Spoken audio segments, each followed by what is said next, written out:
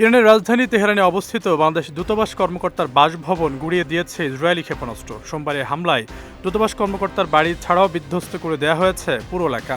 সংবাদ মাধ্যম বিবিসিকে তথ্য নিশ্চিত করেছেন দূতাবাসের ফার্স্ট সেক্রেটারি ওয়ালিদ ইসলাম। জানা গেছে, ওয়ালিদ নামের ওই বাংলাদেশি কর্মকর্তা তেহরানে জর্ডান নামের একটি এলাকায় বসবাস করতেন। স্থানটি ইরানের রাজধানীর ৩ নম্বর জেলা। ওই এলাকাতে ইরানের রাষ্ট্রীয় টেলিভিশন ভবন সহ বেশ কিছু গুরুত্বপূর্ণ স্থাপনা রয়েছে, যেগুলোতে সোমবার ঘোষণা দিয়ে হামলা চালিয়েছে ইসরায়েলি বাহিনী। এ নিয়ে নিজের ফেসবুক ওয়ালে দেয়া এক পোস্টে ঢাকার সাংবাদিকদের উদ্দেশ্যে জরুরি বার্তা দিয়েছেন ওয়ালিদ ইসলাম। পোস্টে লিখেছেন, নাভাল বেজ ক্যাম্পের সঙ্গে তার বাসাটা পুরোপুরিভাবে গুড়িয়ে দেওয়া হয়েছে, এমনকি তার বাসভবন এলাকার সবগুলো বাসা গুড়িয়ে দেওয়া হয়েছে। তবে বাংলাদেশি সংবাদ মাধ্যমে খবর ছড়িয়েছে তেহরানে বাংলাদেশি কর্মকর্তার বাসভবন উদ্দেশ্য করে ইসরায়েল হামলা চালিয়েছে, যা পুরোপুরি ভিত্তিহীন।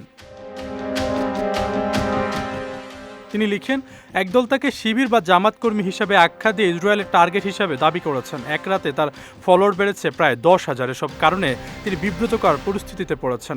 ব্যক্তিগত ঝুঁকির কারণে সব নিউজ সরিয়ে ফেলতে অনুরোধ করেছেন তিনি।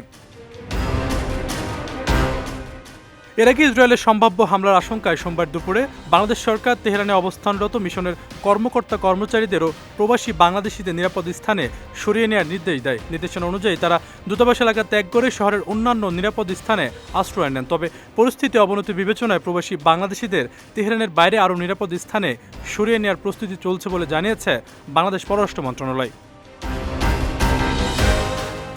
এ বিষয়ে মঙ্গলবার ঢাকায় আয়োজিত এক সংবাদ সম্মেলনে ভারপ্রাপ্ত পররাষ্ট্র সচিব রুহুল আমিন সিদ্দিকী বলেন, তেহরানে অবস্থানরত প্রবাসী ও দূতাবাস কর্মকর্তাদের নিরাপত্তা নিশ্চিত করায় এখন বাংলাদেশের প্রধান অগ্রাধিকার। ঢাকা তাদের সুরক্ষিত স্থানে সরিয়ে নেওয়ার কাজ করছে। বর্তমানে তেহরানে অবস্থানরত প্রায় 400 বাংলাদেশি সবাই নিরাপদে রয়েছেন জানিয়ে তিনি বলেন, পরিস্থিতি স্বাভাবিক না হওয়া পর্যন্ত তাদের উপর নিবিড় পর্যবেক্ষণ রাখা হচ্ছে। আশরাফুল ইসলাম, বিজয় টিভি, নিউজ ডেস্ক।